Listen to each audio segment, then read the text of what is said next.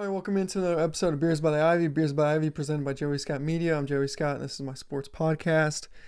We did Drake May. We did analysis on Caleb Williams. Now we're jumping into Jayden Daniels. Just cut to the chase. Jayden Daniels is my number 2 quarterback off the board, and I think he should go to Washington. And if Washington doesn't choose him, then I think there should be many teams drafting or trying to take Patriots pick. But I think the Patriots would pick him if Washington didn't.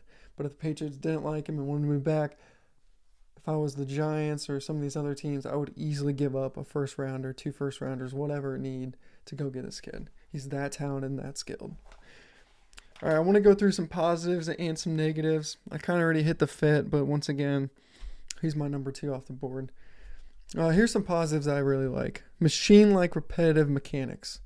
What I mean by that is he essentially throws the ball the same way every single time, and he just doesn't leave his throwing motion to go off or off-centered, which allows him to essentially be an accurate throwing quarterback, which is my number 2, is great control, accurate, short and long. LSU essentially ran this offense where they didn't throw over the middle because they had so much talent on the outside. They essentially just played a one-on-one game with the defense, and that, I think, helped him increase his accuracy and his control of the ball because he essentially had to be successful in the LSU offense.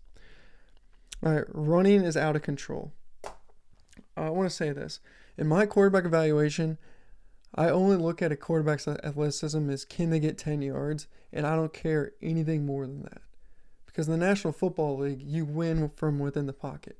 So even having the luxury to essentially run past 10 yards, which I'm talking about just the ability to scramble when I say 10 yards, is essentially irrelevant because you're not going to win a Super Bowl with your legs. It just will not happen. It is a pocket league. It is a read the coverage, throw the ball downfield pocket league. So I just look at it as in, okay, great. Can you scramble 10 yards? And the reason I do this is because I don't want it to be a factor where, oh, but he could run for 30. He's super athletic. We can do quarterback runs with him. So we can overlook some of the main things you actually need to win in the NFL, which is throwing from the pocket, reading coverages, and being a leader, essentially. Like, ooh. So, once again, I skip the whole hyper-athleticism. Just, do you have athleticism? But he is a crazy athlete, that being said. Looks way better than SEC players. This is just eye test. I remember watching them against Alabama. I was like, who is this guy? And I wasn't surprised he won the Heisman, quite frankly. I was like, whoa. This guy is just better, looks better than all the other players on the field, which I think is important, especially in the SEC. Creates space. He does this in 2 ways, okay? He creates with his arm. His arm like mechanics are very fast.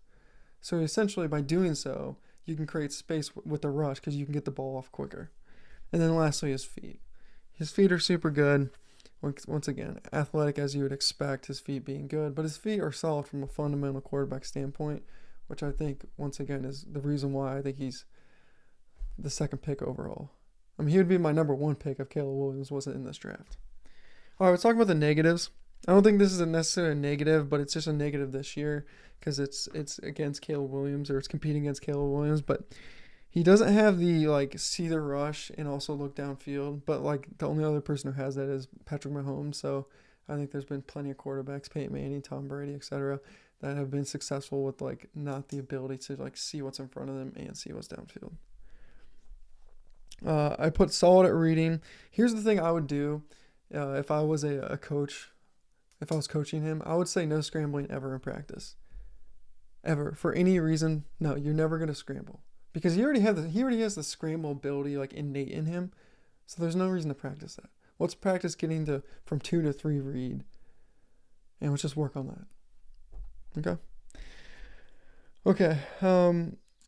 Yeah. Once again, I already said this, but NFL in the pocket is an in the pocket league, and then I kind of defended him already, saying that some of his some people think over the middle throws aren't accurate from what I heard online, and I think that's kind of an unfair characteristic of him just because LSU's offense was set essentially to work one-on-one on the outside. One thing I also like about him is that he showed progression and the ability to get better from Arizona State all the way to LSU. I mean, he essentially won the Heisman because of his progression in himself. So I think that is a huge positive trait. All in all, once again, Washington number 2. I think if I was Washington, I'm sprinting up there. It's a hand in the card once the first pick gets taken, which is going to be Caleb Williams. Boom. I'll run up there, put my card in, take Jayden Daniels. I think you guys are ready to rock, and I think it'll be a successful pick.